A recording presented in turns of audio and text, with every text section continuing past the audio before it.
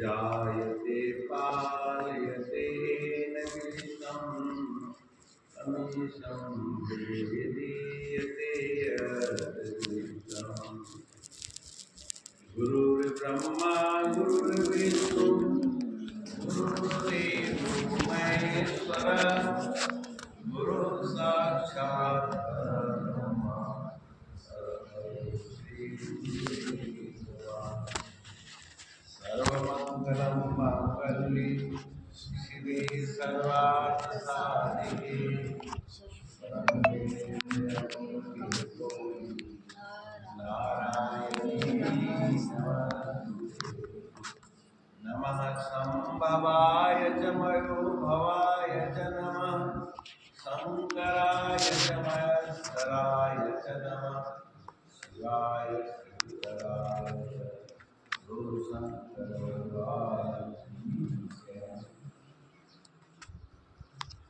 सनातन धर्म मंदिर में उपस्थित सनातन प्रेमी सज्जनों, माताओं, बहनों, प्यारे बच्चों, सनातन धर्म सर्वोत्तम धर्म है। जब से संसार की रचना हुई तब से ही इसकी साधना और सनातन धर्म में हम लोग दो प्रकार की सृष्टि मानते हैं। जगत गुरु शंकराचार्य जी महाराज वेद सार स्तवन में भगवान शिव की महिमा करते हुए एक बहुत सुंदर सरल श्लोक की रचना है। आप लोग भी बोला, मैं पहले बोलूँगा, पीछे से आप लोग बोला। नमस्ते नमस्ते प्रभु विश्वमूर्तये नमस्ते नमस्ते प्रभु विश्वमूर्तये नमस्ते नमस्ते प्रभु विश्वमूर्तये नमस्ते नमस्ते प्रभु विश्वमूर्तये नमस्ते नमस्ते चिदानंदमूर्तये नमस्ते नमस्ते चिदानंदमूर्तये नमस्ते नमस्ते चिदानंदमूर्तये नमस्ते नमस्ते चिदानंदमूर्तये नमस्ते नमस्ते तपोयोगगम्य नमस्ते नमस्ते तपोयोगगम्य नमस्ते नमस्ते तपोयोगगम्य नमस्ते नमस्ते तपोयोगगम्य नमस्ते नमस्ते श्रुति ज्ञानगम्य नमस्ते नमस्ते श्रुति ज्ञानगम्य नमस्ते नमस्ते श्रुति ज्ञानगम्य नमस्ते नमस्ते श्रुति ज्ञानगम्य। प्रत्येक मानव प्राणी के लिए यह दो स्मरणीय श्लोक है। एक परमात्मा का है विश्व मूर्ति और एक मूर्ति है चिदानंद मूर्ति, जो आपके हृदय चिंतन अंतःकर। विश्व मूर्ति तो संपूर्ण प्राणियों के लिए एक जैसा है।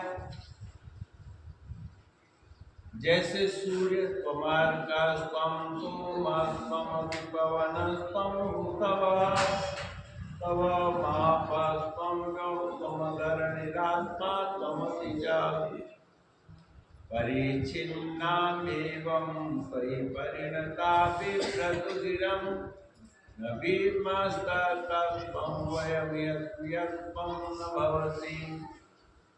शिव महिमा श्लोक एक है, उसमें पुष्पदंत भी भगवान शंकर की महिमा कर रहा है। कुमार हे प्रभु, आप ही अर्थ हैं, सोम आप ही चंद्रमा हैं,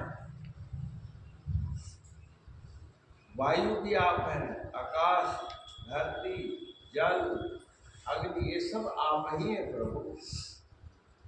इस संसार में ऐसा कोई पदार्थ मैं नहीं देखता हूं जो आप न हो, अर्थात सब रूपों में आप ही हैं। जैसे पंखा में हवा आ रहा है तो बिजली से ही आ रहा है, बल्ब से रोशनी आ रही है, हीटर में आग है, फ्रिज में ठंडक है, एसी में ठंडी हवा है। यंत्र अलग अलग तो हैं, पर यंत्र का जो संचालक है विद्युत, वो तो एक ही है। ऐसे ही इस संसार में उपयोग करने के लिए मूलतः पंच महाभूत है, आकाश, वायु, अग्नि, जल, पृथ्वी। इसके बगैर किसी तत्व की, किसी वस्तु की, किसी प्राणी की कल्पना नहीं की जा सकती। वो सबके लिए एक है। धरती तो सबके लिए एक ही है, जल भी सबके लिए एक है। अब झगड़ा कहाँ होता है, विवाद कहाँ है? चिद मूर्ति में,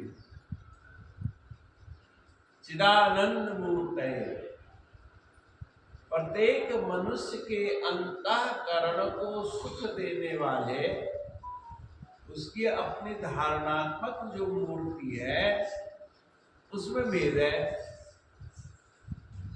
कि अन्न तो एक ही है ना, गेहूं एक है, लेकिन अब हमारा टेस्ट है पूरी खाने की। तो ब्लड प्रेशर जिसको है, कोलेस्ट्रॉल है, उसके लिए पूरी निषेध है, जबकि पूरी में कोई घातक वस्तु नहीं है, घी है और आटा। लेकिन घी और आटा को इतना तपा दिया जाता है कि घी जो है आटा के कण कण में रच-पच जाता है, और हजम करने के लिए घी और आटा को अलग करना पड़ता है, तो लीवर को ज्यादा जोर लगाना पड़ता है। समझिए, ऐसे चिदानंद है। किसकी क्या रुचि, भिन्न रुचि रही लोगों की रुचियां भिन्न भिन्न प्रकार की हैं, परंतु एक ही वस्तु को विभिन्न रूपों में प्रयोग करने की प्रवृत्ति है। कोई खीर खा रहा है, कोई खिचड़ी खा रहा है, कोई दाल चावल ही खा रहा है, भोजन एक है। ऐसी वो परम पिता परमेश्वर एक ही है, लेकिन चिद मूर्ति के कारण, भावनात्मक मूर्ति के कारण वो अलग अलग दिखाई देता है। अरे बुराई नहीं है, जैसे अक्षर एक है लेकिन हर एक की हैंडराइटिंग अलग है। अब हैंडराइटिंग अलग हो जाने से क्या शब्दों का अर्थ बदल जाएगा? क्या नहीं बदल। तो भावना को हैंडराइटिंग मान लेते हैं, लेकिन उस भावना में जो सन्निहित ईश्वरीय भावना है, ईश्वर का स्तवन है, वो तो एक ही है।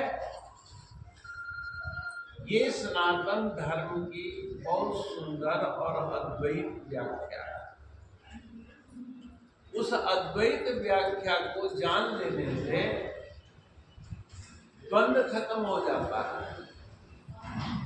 जो इस अद्वैत व्याख्या को जान लेता है, उसके अंदर भगवान ने कहा कि ये गुण धर्म अपने आप आ जाते हैं। क्या?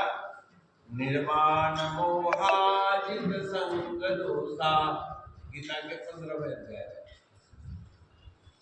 निर्माण मोहाजित संग दोषा, अध्यात्म नित्या विनिवृत कामः, द्वंद्वै विमुक्त्वा सुख दुख संगै, गच्छन्त मूढ़ा पदम व्ययं ततः।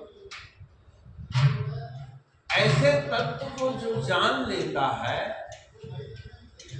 भगवान शिव की महिमा, कृष्ण की महिमा, राम की महिमा, तो उसके अंदर क्या होता है, सबसे पहले निमानापन आ जाता है, मनुष्य झुक जाता है, वो बहस मुबाहिसा से बच जाता है। आज हमारी जो बौद्धिक एनर्जी है वो विवादों में खर्च ज्यादा होता है, और इसलिए खर्च होता है कि हम लोग अपनी अपनी बात में अड़ जाते हैं, और अड़ जाने के कारण जो निमानापन है उसमें अकड़ आ जाती है। लेकिन भगवान श्री कृष्ण कहते हैं कि जो मेरे तत्व को जान लेता है, मेरी महिमा को जान लेता है, वो निर्वाण निमाना हो जाता है। सब सिया राम सब जग जानी, और करऊ प्रणाम जोरी दुख पानी। गुरु गोविंद सिंह जी महाराज युद्ध मैदान में युद्ध कर रहे थे अधर्मियों के साथ, और घोषणा हुई कि भाई इस महाराज जी के कार्य में जो जो सहयोग देना चाहते हैं वो सहयोग दें, जो जो सेवा करना चाहते हैं सेवा करें, तन से मन से धन से। तो उस गांव में एक भाई कन्हैया रहता था, और कन्हैया शरीर से कमजोर था लेकिन मन से बड़ा बहादुर था। वो महाराज जी की सभा में गया, बोले महाराज मैं आपके इस युद्ध भूमि में सेवा देना चाहता हूँ। महाराज ने उसको ऐसे हिलाया, बाजू पकड़ के, वो पैर से सिर तक ऐसे मुलाने लगा। बोले अरे तू क्या सेवा करेगा, यहाँ तो बल विक्रम की जरूरत है। महाराज जी आपके मैस में पानी पिलाने का मैं काम करूंगा, आके रसोई घर में पानी की जरूरत तो है, वो पानी में पिला दिया करूंगा। कोई आदमी मेरे पास घड़ा में पानी भर के रख देगा और मैं वहां बैठा रहूंगा, और जब भी आपके सिपाहियों को प्यास लगेगी वो आके पानी पी लिया करेंगे।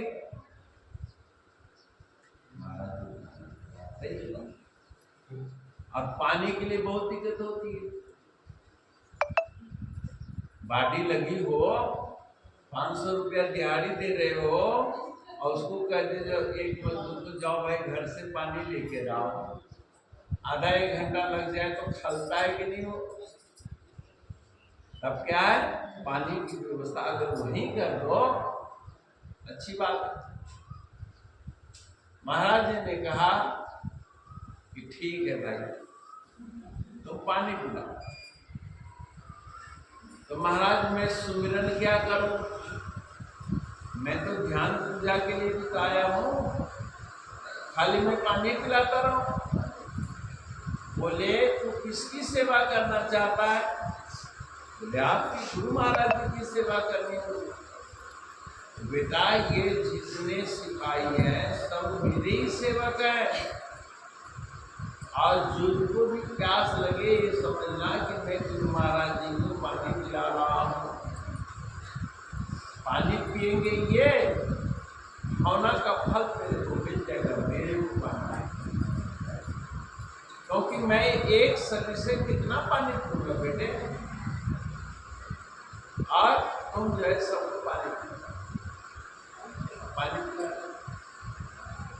खुले मैदान में पानी, जब जो आए पानी पिला।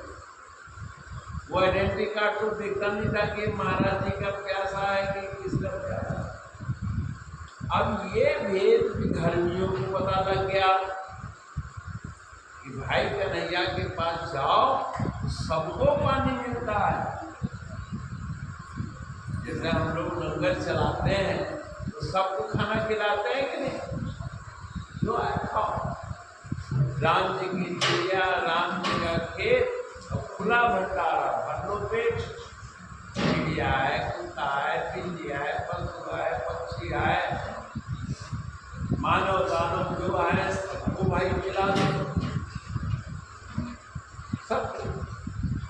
एक दफा ऐसे ही हुआ, श्री परमपुरी धाम में लंगर चल रहा था सेवादारों की परीक्षा के लिए। लंगर चल रहा था, खिलाते खिलाते 11 बज गया रात। ठंड का दिन, बसंत पंचमी जो है लगभग जनवरी लास्ट फरवरी बीच में रात के 11 बहुत समय होता है। लगभग सब भक्त लोग खाना खा चुके थे। गुरु महाराज जी भेष बदल करके और चले गए खाना खाने। धोती को जो है कमर में कस ली और एक चादर ओढ़ लिया और घूंघट निकाल लिया और पंगत के एक किनारे में जाके बैठ गए। अब जो कारिंदे थे वो थक गए थे। सेवादार तो एक कहता है कि देखो ये नवाब अब आ रहा है खाने के लिए। घंटी जो है 8 बजे की चल रही है, लंगर चल रहा है, अरे जनाब 11 बजे रात को आ रहे हैं। जैसे हम लोग इनके बाप के नौकर हैं, कर रहे हैं सेवा, लंगर की सेवा, और 10,000 पुलिस के बाप के हम लोग नौकर है, आपस में जब लगाते हैं।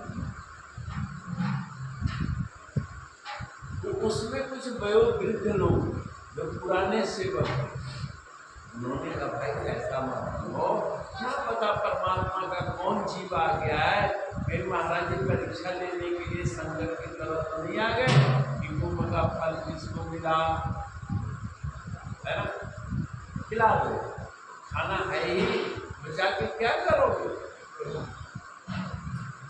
अच्छा आप बड़ों की बात माननी की चाहिए। सनातन धर्म में सबसे बड़ी बात है छोटे बड़ों का सम्मान करना। किसके मुख से ज्ञान निकल जाए कोई पता नहीं।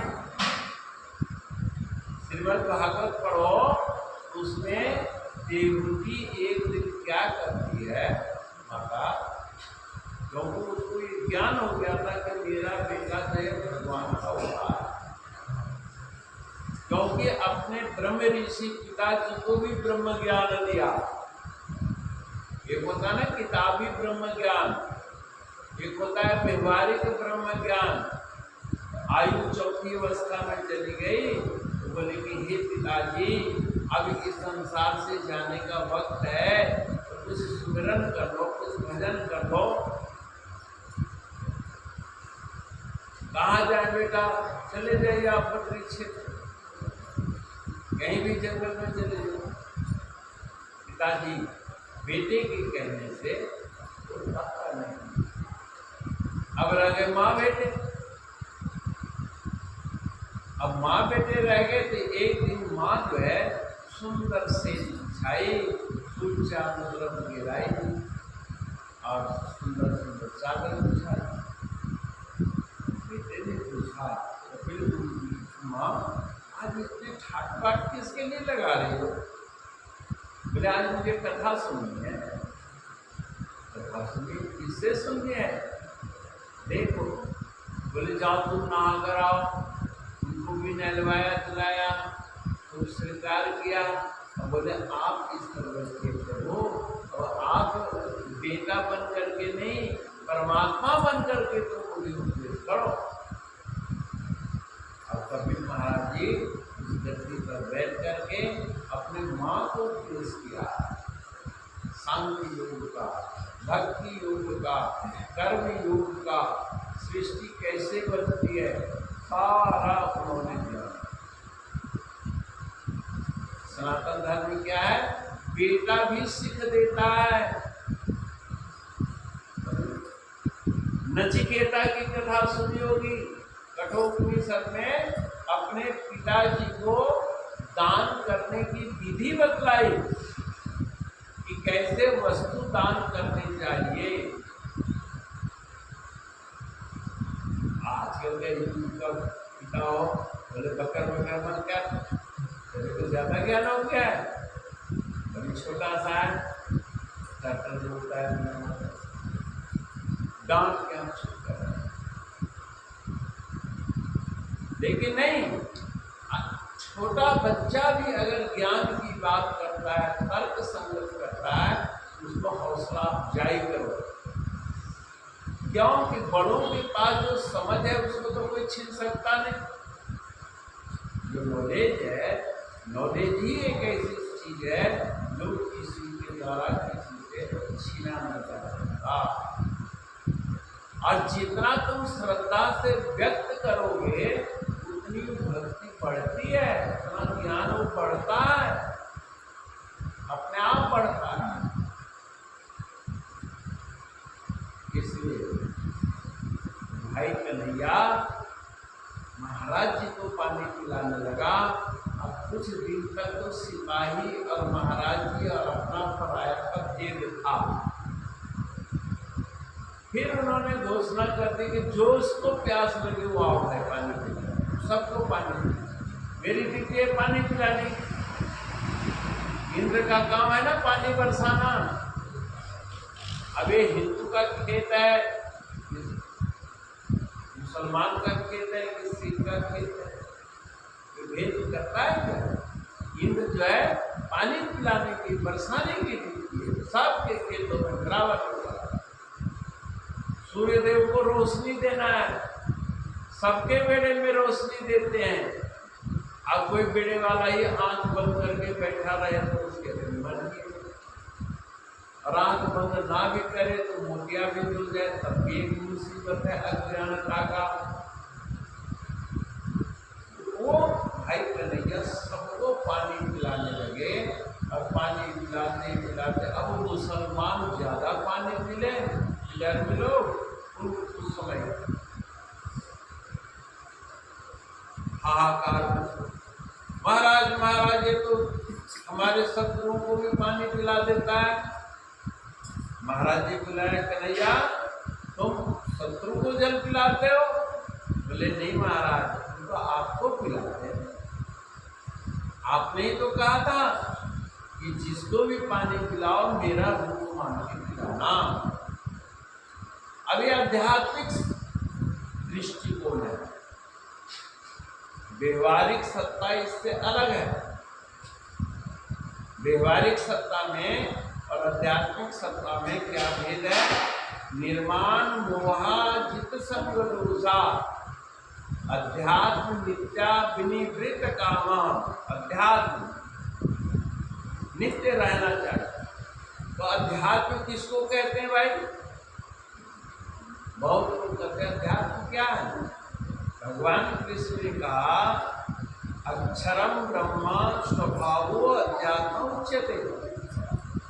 स्व की जो भावना है, आत्मबोध है, इसी को अध्यात्म कहते हैं।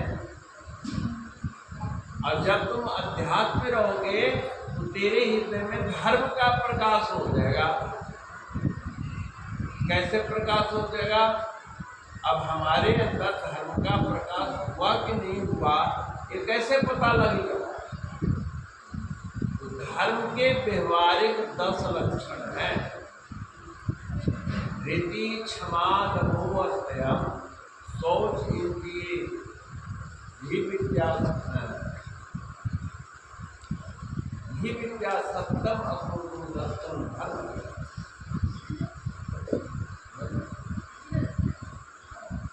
क्या हुआ? स्थिति, आप किसी परिस्थिति में घबराओ मत। धैर्य, अगर आप धैर्यवान हैं तो समझ जाओ कि आप परमात्मा हो।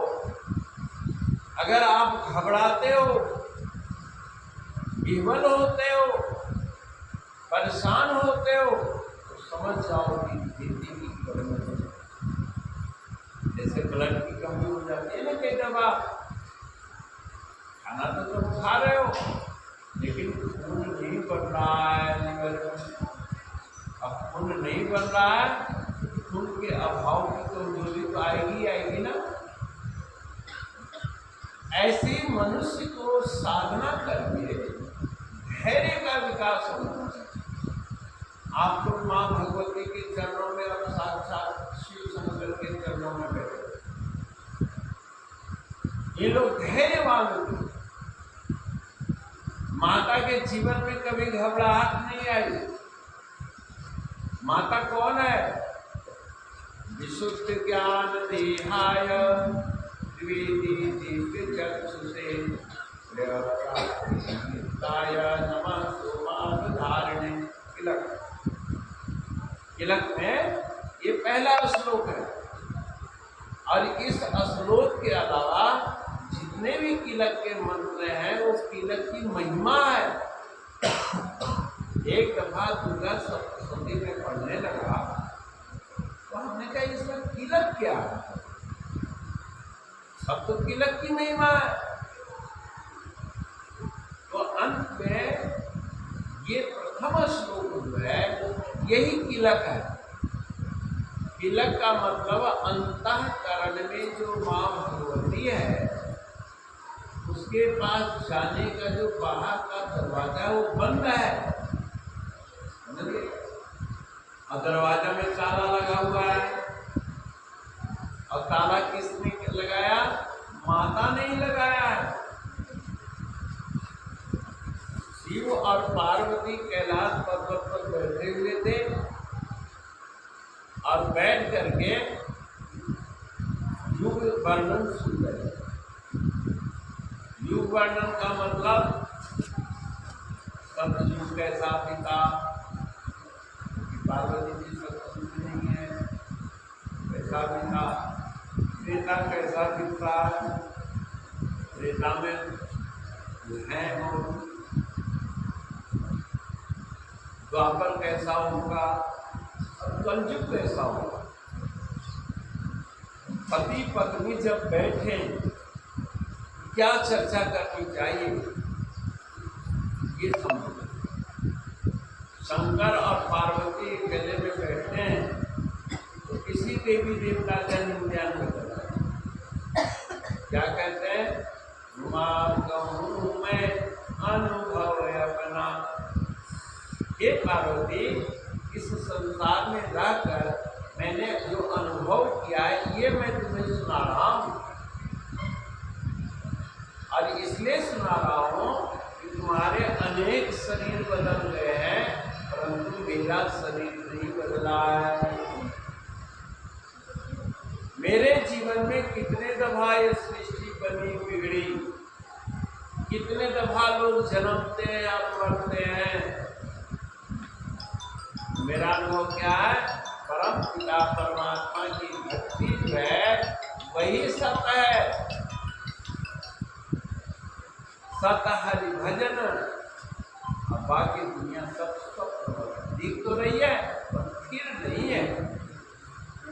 उन्होंने अनुभव सुनाया। और आज पति पत्नी इकट्ठे बैठते हो तो क्या बात करते हो? इस पार्टी का क्या बनेगा, उस पार्टी का क्या बनेगा, उस रिश्तेदार का क्या हाल है, उस रिश्तेदार का क्या। दुनियादारी की बात करो, मना नहीं है, लेकिन कितना देर बात करो, निष्कर्ष निकालने तक बात करो। और बड़ी से बड़ी समस्याओं का जो समाधान है थोड़े से बातचीत में निकल जाता है, निकलता है कि अब उसी को पीसते रहो पीसते रहो पीसते रहो तो तुम्हारी मर्जी है। बड़ी से बड़ी समस्या, किसी के घर जाना है तो क्या लेके जाना है,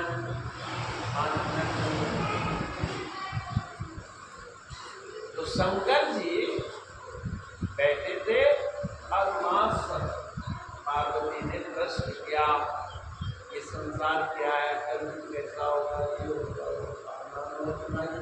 अब शंकर जी के जीवन में कितने दफा कलयुग आया, कितने दफा कलयुग गया। जैसे छोटे बच्चों इस सर्दी गर्मी के विषय में तुमसे पूछते होंगे, मम्मी अब गर्मी में कैसे होगा, बरसात में कैसे होगा। और तुम्हारे जीवन में कई दफा सर्दी गर्मी बरसात बिता हुआ है, तुम्हें कोई चिंता ही नहीं। गर्मी से बचने के लिए पंखा कूलर और एसी लगा रखे हो, सर्दी से बचने के लिए रजाई कंबल का तह लगा हुआ है, स्टोव में है कि नहीं। कोई डर नहीं। ऐसे ही ये दिल दिमाग एक स्टोर है और इसमें हर समस्या का समाधान भी सन्निहित है। बस वो समाधान बुद्धि जो है उसको संभाल के रखने की जरूरत है। कभी उसको धूप दिखाओ, कभी नेट की गोली डालो। ये जो हमारे 3 त्योहार हैं, व्रत उपवास है, वो इसीलिए कहें कि तुम्हारे संस्कार को कोई कुसंगति दिमक न लग जाए, सेवक न लग जाए, खराब न हो जाए।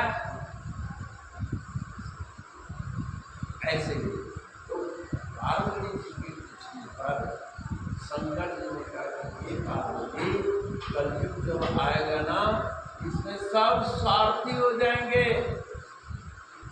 और मंत्र सिद्ध करके अपने कामना के लिए लोगों को ठगेंगे, इसका दुरुपयोग करेंगे, अलौकिक गिराएंगे। अच्छा, तो माताएं भावुक होती है, स्वभाव से कोमल है। माता पार्वती घबरा गई। हाँ, ऐसे पापी लोग हो जाएंगे, जाओ मैं सारे मंत्र तिलक कर देती हूँ, इस कलयुग में कोई भी मंत्र किसी को सिद्ध ही न हो। सब अरे पार्वती तुमने क्या तुमने सब ताला क्यों किया? बोले आपने कहा ही ऐसा। तो बोले उनकी संख्या बढ़ेगी, लेकिन कुछ तो लोग परोपकारी होंगे, कुछ दानी सज्जन होंगे, कुछ सत्संगी प्रेमी होंगे, कुछ लोग गुरुमुख भी होंगे। पार्वती अब तो मैंने सब ताला लगा दी, अब क्या होगा? आजकल माताएं जो होती है ना, सुनते हैं, देखते भी, अचार भी गोदरेज में, नमकीन भी गोदरेज, जो कुछ अटलम पटलम ऐसा अपना चालू। अब जिसको जरूरत है वो चाबी मांगे। तो माँ भगवती से शंकर जी ने कहा कि तुमने तो ताला लगा दिया, अब ये सब तुम्हारी मर्जी के अधीन हो जाएगा। लेकिन एक बात याद रखो पार्वती, मैं तेरा पति हूँ, मैं तेरा बड़ा हूँ, इसलिए तेरा श्राप मेरे ऊपर नहीं लगेगा। कोई भक्त कोई भी मंत्र सिद्ध करना चाहता है तो पहले वो मेरी उपासना करेगा, और मेरी उपासना जब कर लेगा तो सारे उसके तिलक जो है, ताला जो है खुल जाएगा। तो यहाँ पर क्या कहा?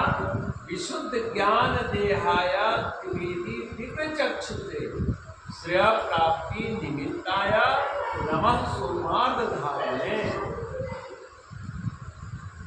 जिनका शुद्ध ज्ञान स्वरूप है,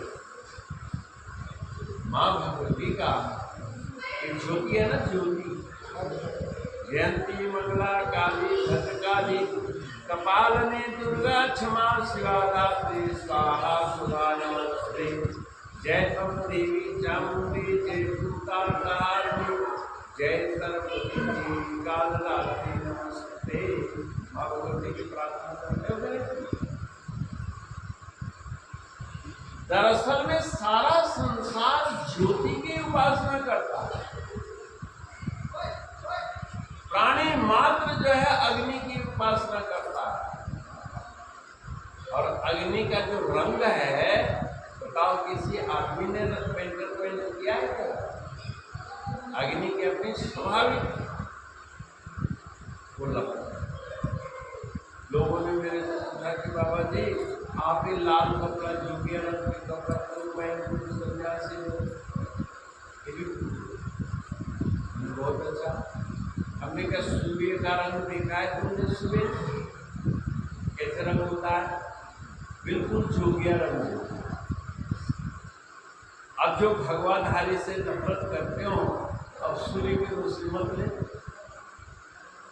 है कि नहीं? सूर्य जो है यही तो भगवा रंग है, और वो भगवा यानी प्रचंड ज्ञान का स्वरूप है। और सूर्योदय कालीन में तुम जो है सौम्य दृष्टि